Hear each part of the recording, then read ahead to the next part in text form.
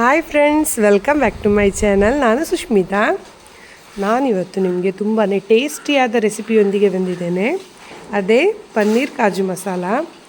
ತುಂಬಾ ಟೇಸ್ಟಿಯಾಗಿರ್ತದೆ. ಒಂದೇ ಒಂದು ಸಲ ಟ್ರೈ ಮಾಡಿ, ತುಂಬಾ ಸೂಪರಾಗಿರ್ತದೆ. ಎಲ್ಲರೂ ಕೂಡ ಕೇಳ್ತಾ ಇದ್ದರು, ಅಕ್ಕ ನೀವು ಯಾವಾಗಲೂ ನಾನ್ ವೆಜ್ಜೇ ರೆಸಿಪಿ ಮಾಡ್ತೀರಲ್ಲ, ವೆಜ್ ಕೂಡ ರೆಸಿಪಿ ಹೇಳಿಕೊಡಿ ಅಂತೇಳಿ. ಹಾಗಾಗಿ ನಾನಿವತ್ತು ತುಂಬಾ ಸ್ಪೆಷಲಾದ ರೆಸಿಪಿಯೊಂದಿಗೆ ಬಂದಿದ್ದೇನೆ. ನೋಡುವ ಯಾವ ರೀತಿಯಾಗಿ ಮಾಡೋದು ಅಂತೇಳಿ. ಮೊದಲಿಗೆ ಒಂದು ಪಾತ್ರೆಯಲ್ಲಿ ಸ್ವಲ್ಪ ನೀರು ತಗೊಳ್ಳಿ. ಅದಕ್ಕೆ ಒಂದೆರಡು ಈರುಳ್ಳಿ, ಹಾಗೆ ಒಂದು ಹಿಡಿಯಾಗುವಷ್ಟು ನಾವು ಗೋಡಂಬಿ ಹಾಕ್ಕೊಳ್ಬೇಕು. ಹಾಕಿ ಇದು ಚೆನ್ನಾಗಿ ಬೇಯಬೇಕು, ಸಾಫ್ಟ್ ಆಗುವವರೆಗೆ ಇದನ್ನು ಬೇಯಿಸುವ. ಹಾಗೆ ಇಲ್ಲಿ ನಾನು ಪನ್ನೀರ್ ತಗೊಂಡಿದ್ದೇನೆ. 200 ಗ್ರಾಮ್ಸ್ ಇದ್ದು 2 ಪ್ಯಾಕೆಟ್, ಅಂದರೆ 400 ಗ್ರಾಮ್ಸ್ ಆಗುತ್ತೆ. ಇದಿಲ್ಲಿ ಚೆನ್ನಾಗಿ ಬೆಂದಿದೆ. ಇದನ್ನೀಗ ಆಫ್ ಮಾಡಿಕೊಳ್ಳುವ.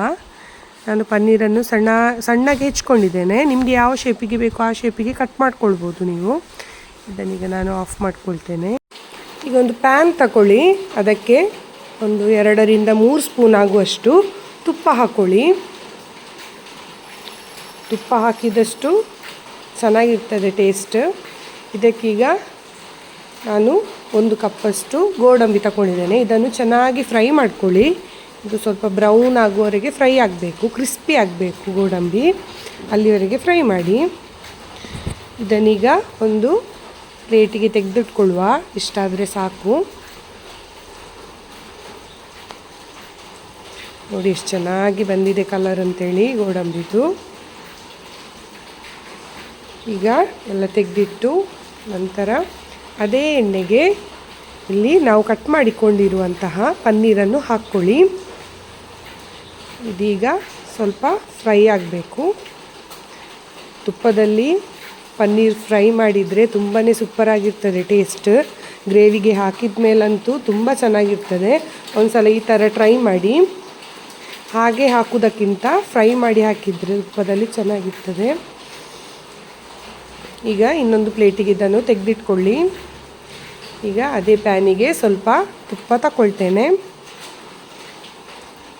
ಈಗ ಸ್ಪೈಸಸ್ ಹಾಕ್ಕೊಳ್ಳಿ. ಹಾಗೆ ಚಕ್ಕೆ, ಲವಂಗ, ಸ್ಟಾರ್ ಹೂವು, ಹಾಗೆ ಏಲಕ್ಕಿ ಹಾಕಿ ಸ್ವಲ್ಪ ಹೊತ್ತು ಬಾಡಿಸಿ.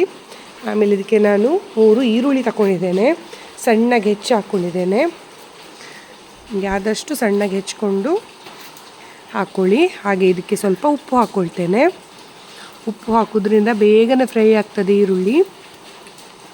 ಇದು ಸ್ವಲ್ಪ ಕಲರ್ ಚೇಂಜ್ ಆಗ್ತಿದ್ದಾಗೇ ಇಲ್ಲಿ 2 ಸ್ಪೂನಷ್ಟು ಶುಂಠಿ ಬೆಳ್ಳುಳ್ಳಿ ಪೇಸ್ಟ್ ಹಾಕ್ಕೊಳ್ತಾ ಇದ್ದೇನೆ. ಇದೀಗ ಸ್ವಲ್ಪ ಹಸಿ ವಾಸನೆ ಹೋಗೋವರೆಗೆ ಫ್ರೈ ಮಾಡ್ಕೊಳ್ಬೇಕು. ಚೆನ್ನಾಗಿ ಹಸಿ ವಾಸನೆ ಎಲ್ಲ ಹೋಗಬೇಕು, ಇಲ್ಲದಿದ್ದರೆ ಗ್ರೇವಿ ಫುಲ್ ಅದೇ ಸ್ಮೆಲ್ ಬರ್ತಾ ಇರ್ತದೆ.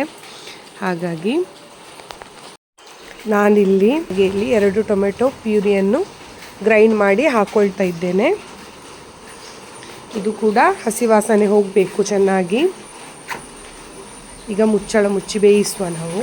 ನೋಡ್ಬೋದು ನೀವು, ಸ್ವಲ್ಪ ಫ್ರೈ ಆಗಿದೆ ಟೊಮೆಟೊ. ಈಗ ಸ್ವಲ್ಪ ಫ್ರೈ ಮಾಡ್ಕೊಳ್ಳುವ. ಇದಕ್ಕೀಗ ಸ್ವಲ್ಪ ಅರಿಶಿನ ಹಾಕ್ಕೊಳ್ಳಿ. ಹಾಗೆ ನಿಮಗೆ ಖಾರಕ್ಕೆ ಎಷ್ಟು ಬೇಕು ನೋಡಿ ಅಷ್ಟು ಮೆಣಸಿನ ಪೌಡರ್ ಹಾಕ್ಕೊಳ್ಳಿ. ಒಂದು 3ರಿಂದ 4 ಸ್ಪೂನಷ್ಟು ಹಾಕ್ಕೊಳ್ಬೋದು. ಖಾರ ತುಂಬ ಇಷ್ಟಪಡೋರು ಅದಕ್ಕಿಂತ ಜಾಸ್ತಿ ಕೂಡ ಹಾಕ್ಕೊಳ್ಬೋದು.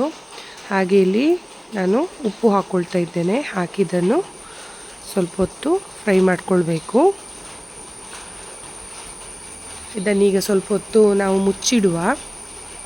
ಮುಚ್ಚಳ ಮುಚ್ಚಿಟ್ಕೊಳ್ಳಿ. ಈಗ ನೋಡಿ ಮಸಾಲೆ ಎಲ್ಲ ಹಾಕಿದ್ದು ನಾವು ಫ್ರೈ ಆಗಿದೆ. ಈಗ ಸ್ವಲ್ಪ ಗರಂ ಮಸಾಲ ಪೌಡರ್ ಹಾಕ್ಕೊಳ್ತಾ ಇದ್ದೇನೆ, 1 ಸ್ಪೂನಷ್ಟು. ಇದು ನಾವು ಈರುಳ್ಳಿ ಹಾಗೆ ಗೋಡಂಬಿ ಹಾಕಿ ಪೇಸ್ಟ್ ಮಾಡ್ಕೊಂಡಿದ್ವಿ ನೋಡಿ, ಅದನ್ನು ಸಣ್ಣಕ್ಕೆ ತುಂಬಾ ನೈಸಾಗಿ ಗ್ರೈಂಡ್ ಮಾಡ್ಕೊಂಡು ಹಾಕ್ಕೊಳ್ಬೇಕು. ಚೆನ್ನಾಗಿ ಗ್ರೈಂಡ್ ಮಾಡಿಕೊಂಡು ಹಾಕ್ಕೊಳ್ಳಿ. ಇದೀಗ ಸ್ವಲ್ಪ ಮಿಕ್ಸ್ ಮಾಡ್ಕೊಳ್ಳಿ. ಇದನ್ನು ಮುಚ್ಚಳ ಮುಚ್ಚಿ ಬೇಯಿಸುವ ನಾವು. ಇದೀಗ ಫ್ರೈ ಆಗಿದೆ, ನೋಡ್ಬೋದು ನೀವು. ಇದಕ್ಕೀಗ ನಾವು ನೀರು ಸೇರಿಸ್ಕೊಳ್ಬೇಕು. ಸ್ವಲ್ಪ ತೆಳ್ಳಗೇನೆ ಇಟ್ಕೊಳ್ಳಿ ಗ್ರೇವಿಯನ್ನು. ಯಾಕೆ ಅಂತೇಳಿದರೆ ಅದು ತಣ್ಣಗೆ ಆದಮೇಲೆ ತುಂಬಾ ದಪ್ಪ ಆಗ್ತದೆ ಗ್ರೇವಿ. ಹಾಗಾಗಿ ಇದಕ್ಕೆ ಸ್ವಲ್ಪ ನೀರು ಹಾಕ್ಕೊಳ್ಳಿ. ಹಾಗೆ ನಾನು ಸ್ವಲ್ಪ ಗರಂ ಮಸಾಲ ಹಾಕ್ಕೊಳ್ತಾ ಇದ್ದೇನೆ. ಈಗ 1.5 ಸ್ಪೂನಷ್ಟು ಹಾಕ್ಕೊಳ್ಳಿ.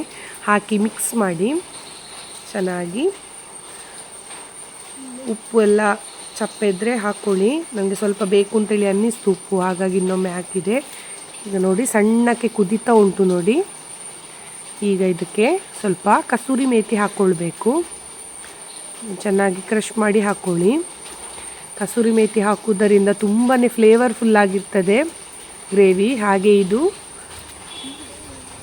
ಹಾಲಿನ ಕೆನೆ. ನೀವು ಫ್ರೆಶ್ ಕ್ರೀಮ್ ಬೇಕಿದ್ದರೂ ಯೂಸ್ ಮಾಡ್ಕೊಳ್ಬೋದು. ನಾನು ಹಾಲಿನ ಕೆನೆ ಯೂಸ್ ಮಾಡಿದ್ದೇನೆ. ಅದು ಹಾಕಿದ್ರಂತೂ ತುಂಬಾ ಟೇಸ್ಟಿಯಾಗಿ ಬರ್ತದೆ ಗ್ರೇವಿ. ಹಾಗೆ ಈಗ ನಾವು ಫ್ರೈ ಮಾಡಿ ಇಟ್ಕೊಂಡಂತಹ ಗೋಡಂಬಿ ಹಾಗೆ ಪನ್ನೀರನ್ನು ಹಾಕ್ಕೊಳ್ತಾ ಇದ್ದೇನೆ. ಈಗ ಇದಕ್ಕೊಂದು ಸಣ್ಣ ಮಿಕ್ಸ್ ಕೊಡಿ. ಇದಿನ್ನು ಸಣ್ಣಗೆ ಒಂದು ಕುದಿ ಕುದ್ದರೆ ಸಾಕು, ಅಲ್ಲಿಗೆ ನಮ್ಮ ಗ್ರೇವಿ ರೆಡಿ ಆಗ್ತದೆ. ನಿಮಗೆಲ್ಲರಿಗೂ ನನ್ನ ಈ ವಿಡಿಯೋ ಇಷ್ಟ ಆಗಿದೆ ಅಂತೇಳಿ ಭಾವಿಸ್ತೇನೆ. ಇಷ್ಟ ಆದರೆ ಲೈಕ್ ಮಾಡಿ, ಶೇರ್ ಮಾಡಿ. ಹಾಗೆ ನನ್ನ ಚಾನಲ್ ಸಬ್ಸ್ಕ್ರೈಬ್ ಮಾಡದೆ ನೋಡ್ತಿದ್ದರೆ ಪ್ಲೀಸ್ ಸಬ್ಸ್ಕ್ರೈಬ್ ಮಾಡಿ. ಮೇಲಿಂದ ನಾನು ಸ್ವಲ್ಪ ತುಪ್ಪ ಹಾಕ್ಕೊಂಡಿದ್ದೇನೆ, ನೀವು ಬೇಕಿದ್ದರೆ ಹಾಕ್ಕೊಳ್ಬೋದು, ಇಲ್ಲದ್ರೆ ಸ್ಕಿಪ್ ಮಾಡ್ಕೊಳ್ಬೋದು. ಈ ಗ್ರೇವಿಯನ್ನು ನೀವು ಚಪಾತಿ ಜೊತೆ ಅಥವಾ ಗೀ ರೈಸ್ ಜೊತೆ ಎಲ್ಲ ತಿಂದ್ಕೊಳ್ಬೋದು. ತುಂಬಾ ಸೂಪರಾಗಿರ್ತದೆ. ಎಲ್ಲರೂ ಕೂಡ ಒಂದು ಸಲ ಟ್ರೈ ಮಾಡಿ. ಕೊನೆಯವರೆಗೂ ನನ್ನ ವಿಡಿಯೋವನ್ನು ನೋಡಿದ್ದಕ್ಕಾಗಿ ಧನ್ಯವಾದಗಳು. Thank you so much. ಹೀಗೆ ನಿಮ್ಮ ಸಪೋರ್ಟು ಯಾವಾಗಲೂ ಇರಲಿ. Okay, bye bye. Thanks for watching.